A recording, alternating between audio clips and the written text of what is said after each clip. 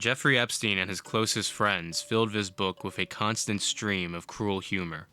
Bizarre letters, photos, and cartoons that twisted Epstein's depravity into a running joke. It's remarkable proof that Epstein's predatory behavior was encouraged by his inner circle for his entire life. If you don't already know, this is The First 50 Years, a scrapbook made by Ghislaine Maxwell to celebrate Epstein's 50th birthday. Within this book's pages, we can track a joyful complicity that lasted for decades. From childhood friends to billionaire associates, everyone was happy to join in on Jeffrey's sick joke. We'll be starting in the Brooklyn section, where the depravity in the book becomes undeniable. It's made up of memories and characters from Epstein's early life, living in the Seagate community, a middle-class neighborhood in Coney Island. It begins with two entries that describe Epstein as a child, and it leads directly into the longest-running joke in the book, spanning 11 pages, the Seagate Chronicle. On its face, it's a playful parody newspaper designed to remember Epstein's time as a child, but the closer you look, the more it takes on an ominous and violent tone. There's three in particular that perfectly represent this, as they start the pattern in the book of using jokes to condone predatory behavior. The very first entry in the Seagate Chronicle is titled Accordion Torture, and it documents the relationship that Epstein had with music and his mother. A Seagate boy was forced by his mother to play Flight of a Bumblebee and Saber Dance on his squeeze box 100 times a day for 5 years. Months later, the musical lad's mom again forced the boy against his will to perform the two pieces at Carnegie Hall in front of thousands attending. She threatened to withhold his treasured Nathan's lobster salad if he refused to perform perfectly. He performed once again and was treated to a 1-pound container of his favorite delicacy.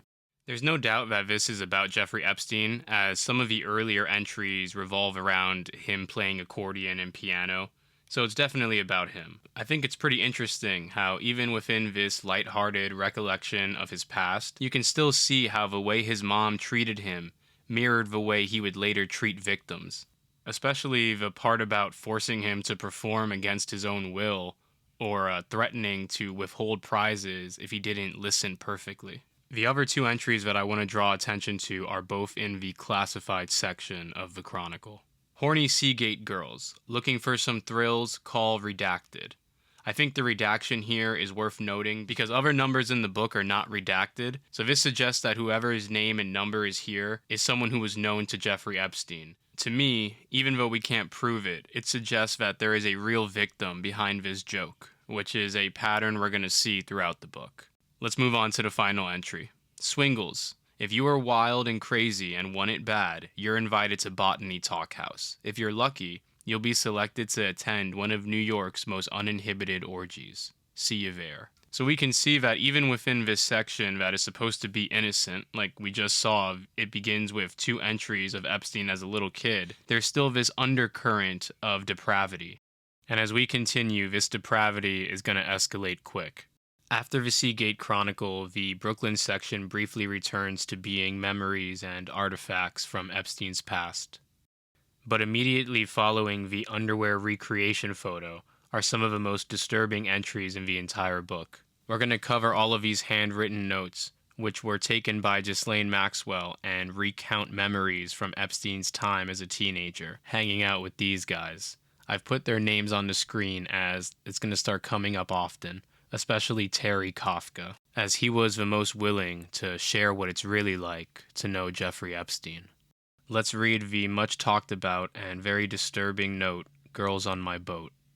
We picked up girls on the beach, went out on the boat. I tell them with a knife in my hand to take suits off, but Warren tells them don't worry, his name is JN. He's just joking. He lives at so-and-so. I tell Mark to throw him into the water. He did. I've seen a lot of people suggest that this might be a joke, but it's written in a way where it seems like Ghislaine was matter-of-factly documenting something someone was telling her about Jeffrey's life. And that's true for all of these entries. While they could be purely written in jest, I really doubt it, because they sound like when someone dictates a memory to someone else. So I think that they're best understood as real confessions that were said in a joking manner. As to who confessed about the knife incident to Ghislaine, that I wasn't able to find in my research. I also don't know who JN is. It seems to me most likely that all of these notes are the combined memories of these three guys. Let's read the next note. I was porking some girl in bed, and Jeff brings in the maid to make bed. She left screaming and never came back. We're both in bed porking some girls. I said, "What do you think?" while he's shoving penicillin down my throat. I went the whole day without speaking English. Jeff told everybody I was raised on a boat in Brazil. When I come out of the bathroom brushing my teeth and spit the foam on the floor, Jeff says, "That's how they do it in Brazil." This uncomfortable document to read is largely believed to be the memory of Terry Kafka. Soon we're going to see in great detail how this guy had an intimate knowledge of Jeffrey Epstein's darkest behavior. He seems to know Epstein the best and condone his behavior the most. Let's keep going. Jewish singles weekend. Sit us down at table with ugly girls, and I told them, "Don't you have any pretty ones?" We get in room, Jack says, "Don't touch my hair." You dump water right on his head, then we set room on fire. Throwing food in dining room. No one would serve us, so they put us by kitchen. Gave us our money back and told us to never come back. Let's read the remaining notes. Redacted plus redacted. Two very young girls, probably just 17, and were riding in my father's caddy. Park Avenue, top down, smooching it up in car. Drop dead laughing. Ocean Reef trip. Start off, you get speeding ticket. You're with redacted. And her mother's looking at me like I'm a box of candy, and shoving food the whole time down my mouth. The boat ride in redacted. Birthday present boat. And the last note in this series ends the way that it begins, with a particularly disturbing confession. Redacted, the rabbi's daughter. Jeff would call the house rabbi's wife and say, "This is Redacted's father. I would bring her up to your mother's house and make her take her top off so we could touch her. Her plus Redacted would play together with toys." Well, that was even harder to read. It's just so creepy. That's the last of the handwritten memories, and all of these notes make Epstein's friends come off like terrible people. And the scariest part of these confessions is that they weren't captured on video or seen in the moment. These were middle-aged men in 2003, looking back fondly, still happy to take the mistreatment of women and treat it like a form of male bonding and entertainment. And there's nobody in Epstein's early life that's as guilty of this weird form of nostalgia as Terry Kafka, as the next entry proves in very graphic detail. And in my opinion, this letter that Terry wrote to Epstein is the crown jewel of the entire book. It's an incredibly revealing look into the early life and mind of Jeffrey Epstein. Terry pinpoints exactly where he believes Epstein switched into a cold, calculating con man. And he makes it undeniably clear that it was Epstein's lack of humanity that he found so admirable for decades. Some of the language in this letter is incredibly crude, so I'll be omitting a word or two, so read along if you want to see the full scope of Terry's depravity. Let's read Terry's letter. Dearest Jeff, 50 years old, you really have had a pretty amazing life. Amazing because of where and when it started. Paula and Seymour effing. Who was there to tell him where to stick it? Who told him to spit on her to make it wet? Maybe they had more on the ball than we all give them credit for. Anyway, from that night back in May of 1953, as they lay there intoxicated from their lovemaking, little they know what they would be bringing into the world early the next year. Let's fast forward to you. Jeff would never work. Yes, you were special. You did things like music camp in Michigan, etc. Which brings me to when you lost your virginity. You may not remember, but I was under the same roof that New Year's Eve in 66 or 67, not sure. The first time I ever flew was with you. I went with you to Michigan to visit your friend Redacted, the Interlochen girl, for New Year's Eve. It was also the first time I had ever laid eyes on a bright, attractive, bubbly, blue-eyed Midwestern female. She was like an alien to me. She wasn't Jewish or Italian. Wasn't she your first? My first was up in Monticello, where I spent part of the summer with Lloyd and Andy working at Playland Arcade in Monticello. It was Lloyd's girlfriend. I included this part just to highlight how much of a loser this guy Terry is. I mean, when you consider that this guy is trying to impress Epstein by making graphic jokes about his mom and bragging about hooking up with his friend's girlfriend 40 years ago, it really goes to show the type of person that Terry is. Let's keep going. And then on to Europe. Europe, I really saw a true transformation in you. You lost all of your chubbiness, and I remember noticing that you grew a few inches. We both got absolutely skinny in those weeks abroad. I will always remember how you were constantly working the train schedule, riding by night so we would have a free place to sleep. That trip to Europe could get more space, but the main point is that it really opened your eyes to another world, and mine too. But you, Jeff, seized it. I did too, in a sense. But you spent the next summer in London and came home with a beautiful British babe named Redacted. You had such chutzpah to bring her to your beautiful, civilized, impressive home on Maple Avenue. Think back on that now. That shows a lot. It really does.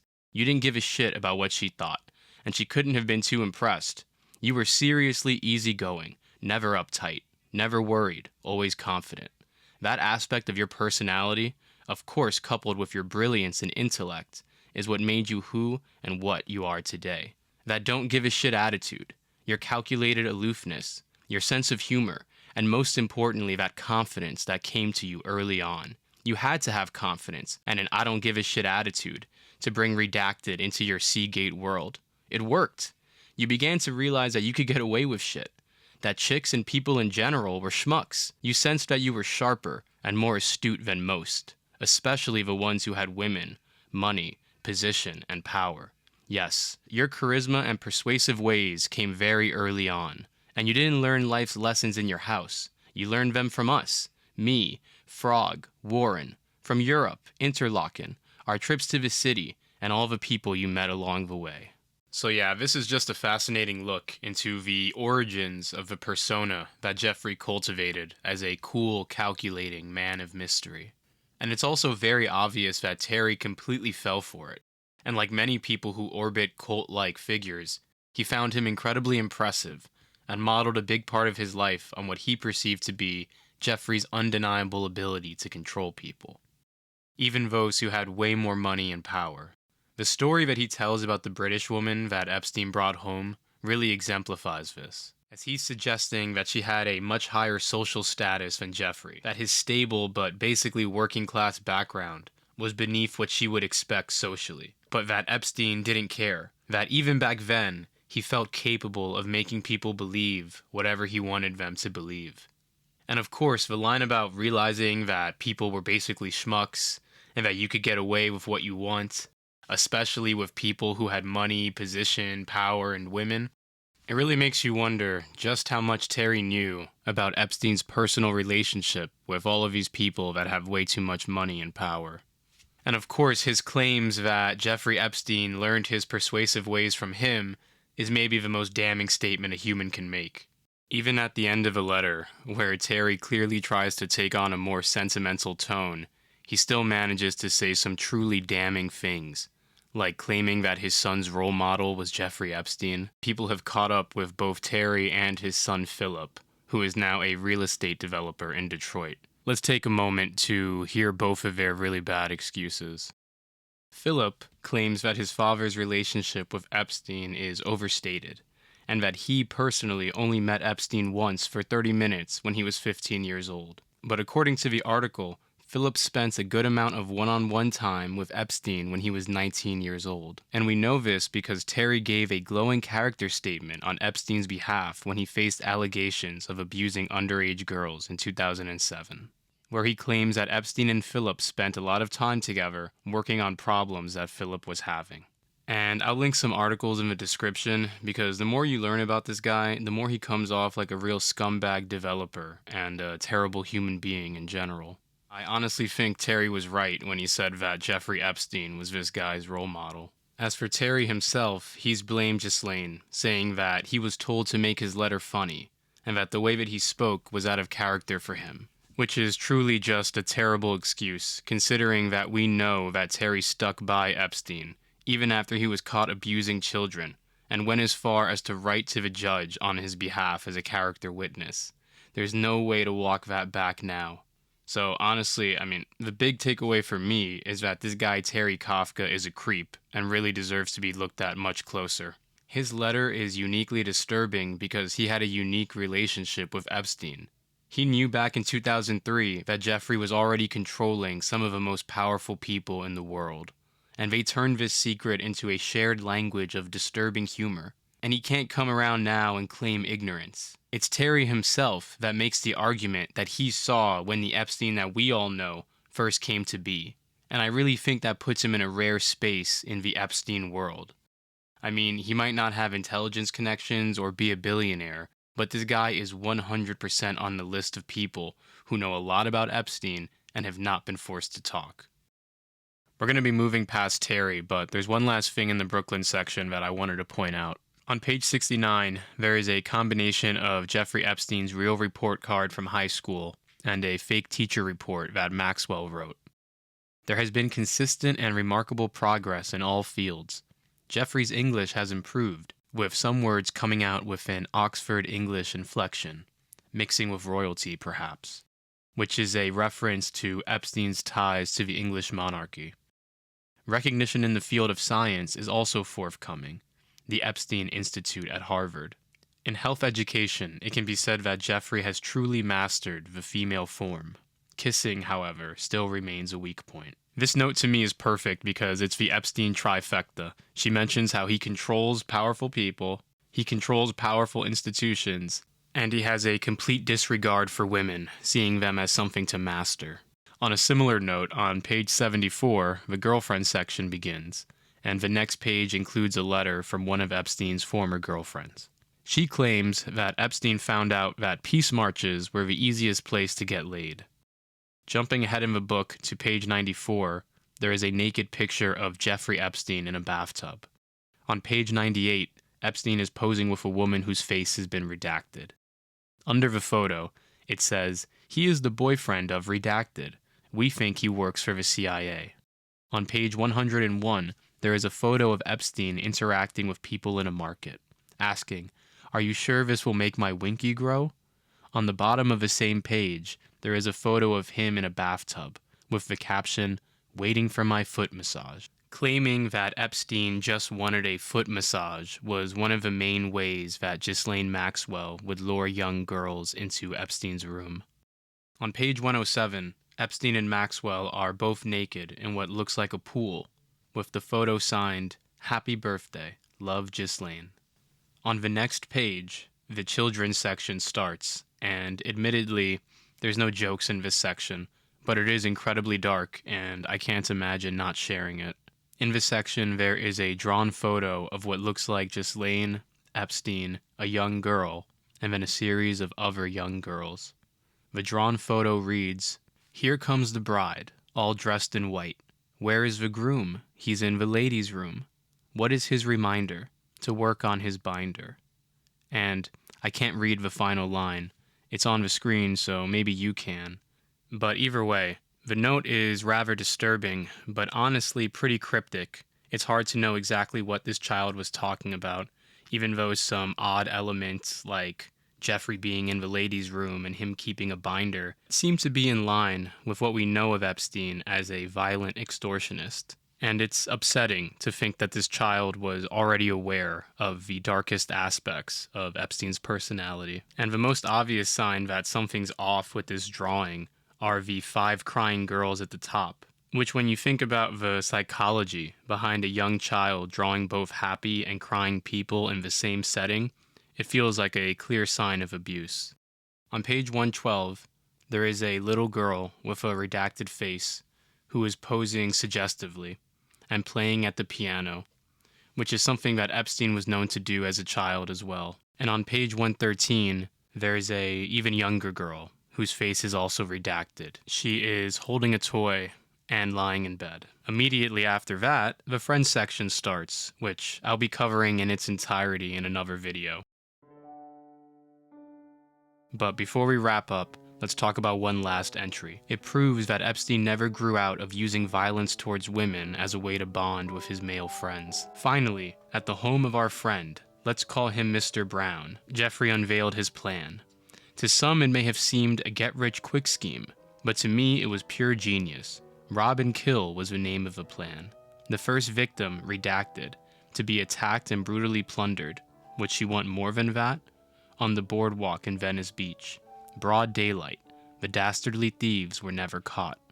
Postscript.